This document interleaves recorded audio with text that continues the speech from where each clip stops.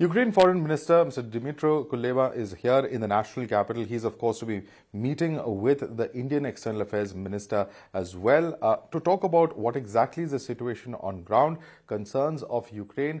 Let's go right across to him. Thank you so much, sir, for speaking to Times Now. Namaste and thank you. Let me begin by asking you, sir, we have seen what has been happening, over the last several months, in fact, since February 2022. And as the war rages on, Ukraine has, of course, been defending itself. The question that is on perhaps everyone's minds is that how long is this fighting going to go on for? As long as it takes. As long as it takes to defend sovereignty and territorial integrity. I think if you ask this question to any Indian, like how long would you be ready to defend your own country, the answer would be the same. So I'm sure that our approach resonates with the souls and hearts and minds of all Indians. When we were attacked, we did not attack anyone. We are defending ourselves, we stand for the right cause, and we will continue to do it as long as it takes, because the very existence of our nation is at stake. Before you came in here, you stood before the Gandhi statue over there in Kiev. You also spoke about, the fact that you're fighting for freedom and independence in your video message. What are your expectations during this visit to India? Well, India and Ukraine are two big democracies. India and Ukraine both base their stance in the international arena on the idea of sovereignty, territorial and respect for territorial integrity. Law supports and protects us. So we have a lot in common. And we never had any issues in our bilateral relations. And I came here to identify what can we do together on international arena. In bilateral relations, we have to restore trade. We have to find a way to bring back Indian students to Ukraine, who were and continue to be an important part of our society. And of course, the role of India in the implementation of the peace formula proposed by President Zelensky, because India is one of the leaders of today's world.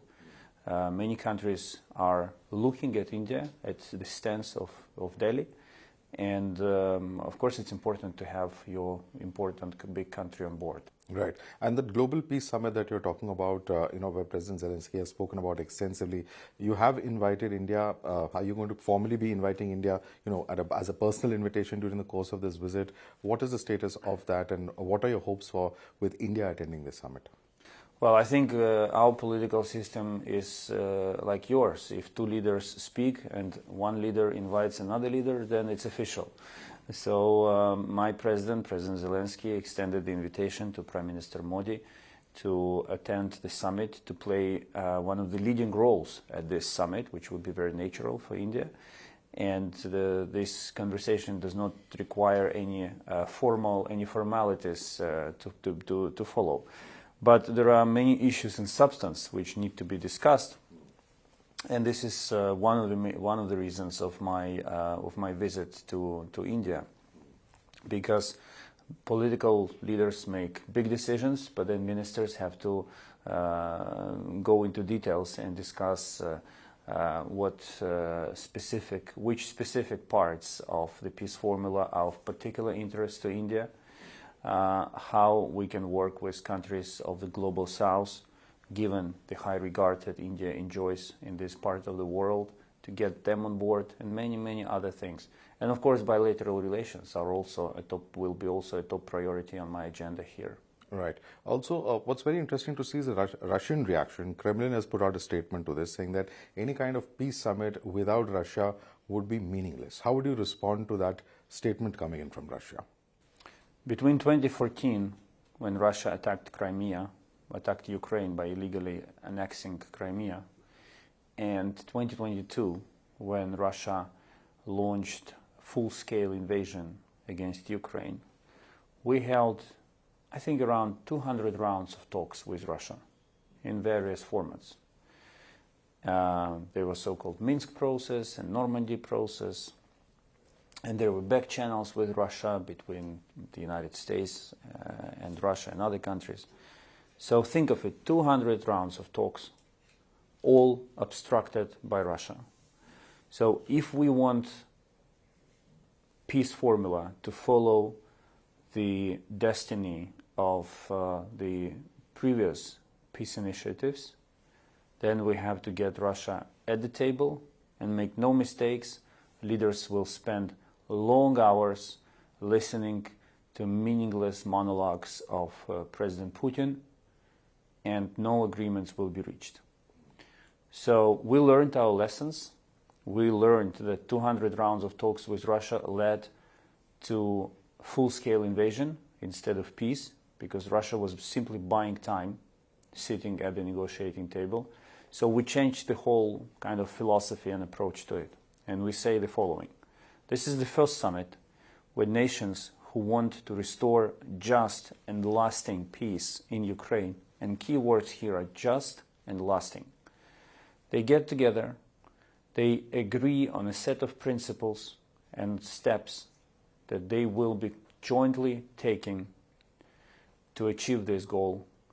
And then, in between the first summit and the second summit, communication will be held with Russia, negotiating from a common position in order to prevent Russia from obstructing, reaching this common position, allowing others to reach this common position. So this is based on pure facts and history of Russian behavior at the negotiating table. And the fact that Russia wants to be at this table, at least it claims claims so, while continuing mercilessly attacking Ukraine at all fronts and killing our civilians and destroying our energy infrastructure, speaks in support of what I just said. They don't want peace. They want imitation of peace. And Ukraine wants peace, just and lasting peace based on UN Charter.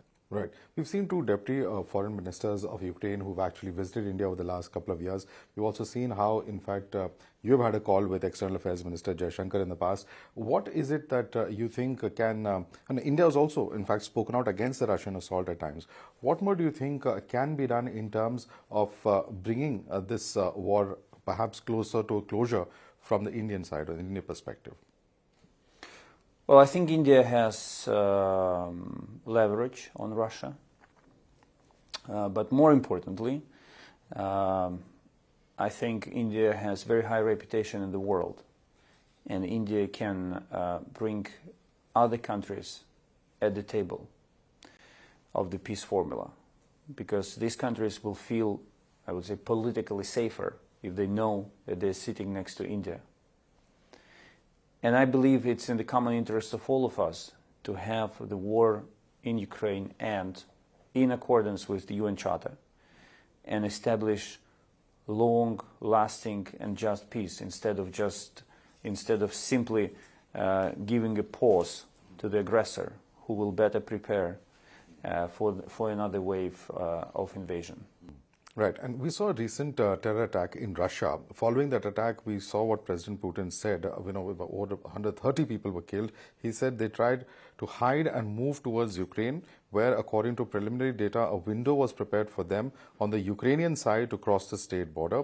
We know, of course, how President Zelensky has strongly denied this and even called the Russian president a sick and cynical creature. But how do you view the Russian accusation, particularly in the context of what we've been witnessing in the region? Well, first, in 2 years of the war, we proved as a country that we are not an atrocious nation.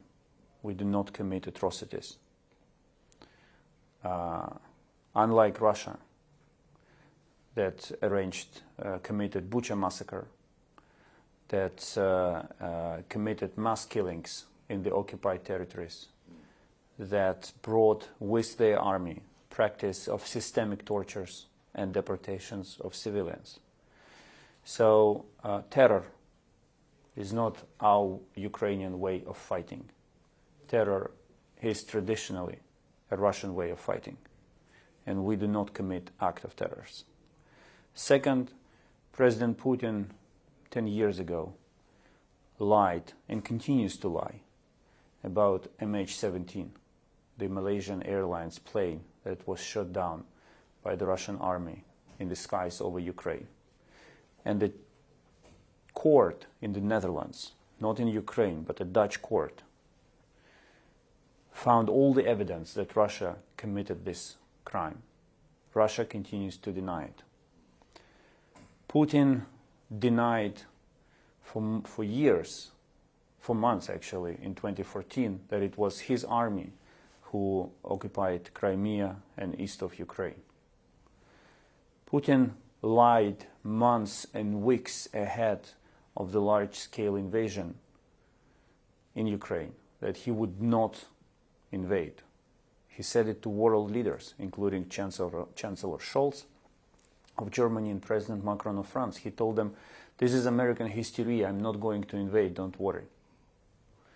So my question is, how can anyone trust what this man says if everything he does is aimed at achieving one purpose: staying in power at any cost? If he has to lie to achieve that goal, if his war in Ukraine is failing in the eyes of the Russians and he wants to mobilize them, of course he will use any situation to discredit Ukraine in the eyes of international community and to mobilize more Russians against Ukrainians.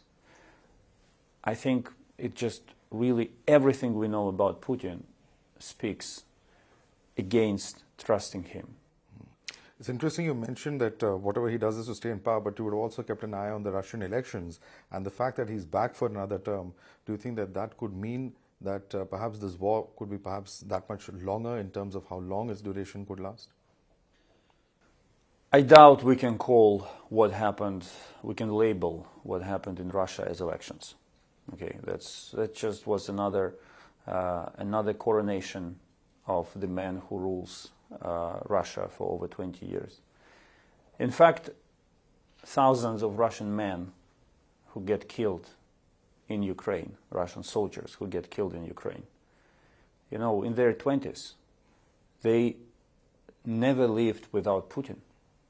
They were born with Putin and they were sent to die by Putin. And this is the reality of Russia. This is the reality that neither India nor Ukraine can imagine, because we are democratic nations and our political forces, political parties and leaders compete, and our people have the right to elect. But in Russia, people do not have the right to elect. They only have one right: to affirm, to bow their heads to another term of President Putin, and then to die in Ukraine if he tells them to die. So for us, this doesn't change anything. This episode in Russian history does not change the nature of Putin or his goals or the way he acts. So things will continue. But you are right, this war will continue as long as the people of Russia will continue to allow Putin to send them to death. Right. Also, we had seen in Hiroshima how President Zelensky and Prime Minister Modi had met. Can you take us through anything that you are aware of in terms of what was discussed during that particular meeting? Of course, India has been very supportive in terms of sending humanitarian aid to Ukraine. Can you share with us anything that you would be aware of during that meeting? Well, they were talking mainly about the ways to restore peace, because I will reiterate that India has a very particular stance in international relations, and we remember the famous words by Prime Minister Modi addressed to President Putin, that 21st century is not the era of war. I mean, it's hard to put it better. So Zelensky and Modi were talking about peace, but also about bilateral relations. Ukraine used to be the largest exporter of sunflower oil to India. Basically, you could find any kind of street food in India, most likely cooked on Ukrainian sunflower oil before the war. We used to have at least 22,000 Indian students in Ukraine. Indian pharmacy was very well represented at the Ukrainian market. Cooperation in heavy machinery and between heavy industries was also on the rise. We used to have very strong cooperation in the area of defense. So Zelensky and Modi were discussing how to restore all of this and move forward against the background of the war. Because yes, the war continues, there is a conflict, but life continues as well, and we have to find ways to move on. Also, it's been a war of attrition because about 54% of the land that Russians had occupied of Ukraine managed to capture back. There was also a setback at Advika that we had seen. How do you see this counteroffensive progressing? Because it's not just being fought on land, it's also being fought on the sea. To understand the situation in Ukraine, you have to look at the sea, at the land, on land, and in the sky. These are the three elements where the fighting takes place. Ukraine is a country that virtually has no fleet because we lost it in the beginning of the war, and yet we managed to destroy a big part of the Russian Black Sea fleet using sea drones and sea missiles. We succeeded in pushing them back from the western part of the Black Sea, so it allowed us to reopen our export sea routes. On the ground, Russia, the most recent Russian gain is the town of Avdiivka. Of course, any loss on the battlefield is dramatic, but think of this.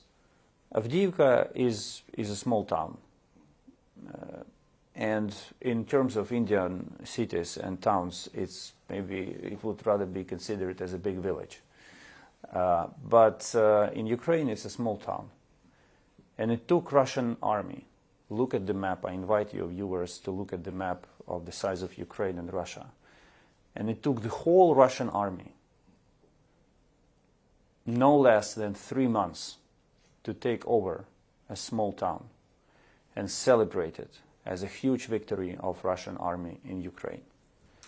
Because Russia is so short of victories, and it's getting harder and harder for their leadership to explain to their people what are they fighting for, that every minor gain on the ground is turned into a huge success by Russian propaganda. But Russia has not succeeded anywhere else on the ground. And our army, which is smaller, which has less artillery ammunition and other types of weapons, is more efficient than the Russian army. And of course, then there goes the situation in the air. That is more complicated because, unlike us, Russia has ballistic missiles. Ukraine is the only country in the world today that suffers almost daily from massive ballistic attacks on its civilian infrastructure and cities.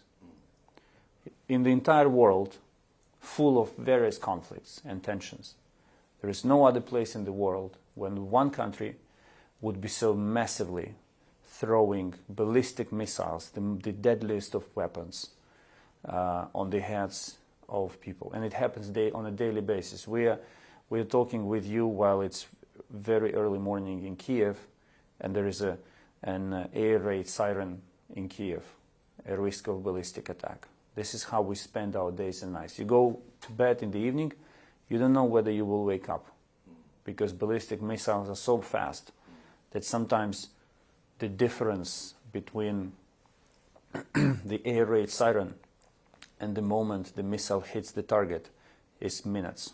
So you physically have no time to go to the shelter. Also, there have been, reports where they've cited leaked military documents which show that perhaps Russia was rehearsing using technical nuclear weapons. There's also, the sort of messaging coming in that if NATO comes in, then this would be nothing short of World War III coming in from Russia. How do you view this kind of messaging coming in from the Russian side? Russia is and will continue to use nuclear weapons as a blackmail. And the worse will be the situation on the ground for Russian army, the louder will be their hints and threats involving nuclear weapons.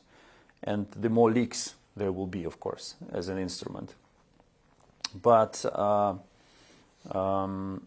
every time Russia speaks louder about nuclear weapons, it means only one thing, that things are not going as well as they are expecting them. And therefore, they have to kind of heat up the situation. I don't think anyone is seriously buying this blackmail. But yes, we have to take into account that Russia is a nuclear power. And I would like to remind you that, and your viewers, that until 1994, Ukraine was also a nuclear power. But we voluntarily abandoned our nuclear arsenal, the fourth largest in the world, for the sake of peace. And Russia did everything to make us, to force us to make this decision, along, by the way, with then partner United States of America. So two countries stripped Ukraine of nuclear weapons. If we had nuclear weapons, none of this would be happening. But we don't. And today, a nuclear power that attacked a former nuclear power is threatening it with the use of nuclear weapons and the third World War. But these are just threats. Right. My very last question to you, sir. You've been quoted as saying earlier this month that, let me say, we are working hard to make a strong and far-reaching step towards Ukrainian membership in NATO at the Washington summit. A, how receptive do you think NATO members are to this? And secondly, the United States announcing additional security assistance of $300 million for Ukraine. Do you apprehend the possibility that there could be donor fatigue as it's been a very protracted war? You see, the issue of fatigue is overstated for a very simple reason. What is happening in Ukraine? It's not just about the future of Ukraine. I mean, for me, it's of course it's about the future of my country and the borders and the population of my country. But for the world, it's much bigger. If Russia succeeds in Ukraine, it means that changing borders by force is allowed. And yes, you will be under pressure. Yes, you will suffer, but in the end you will succeed. And everyone in Asia, in Africa, in South America, everyone who wants to change border by force, everyone who has territorial claims to its neighbors will follow Russian footprints. And that will mean instead of World War III, the world will drown in World Wars III, because there will be multiple interstate wars taking place, and no one wants that to happen, and therefore fatigue is not going to happen as well, because supporting Ukraine today is saving the world from this destiny, from the destiny that it does not deserve. So, of course, Russia will speak a lot about fatigue and say that Ukraine will be abandoned eventually, but this is not going to happen for the reasons that I mentioned. Right. Thank you so much, sir, for taking the time out and speaking to us here at Times Now. Thank you. Thank you.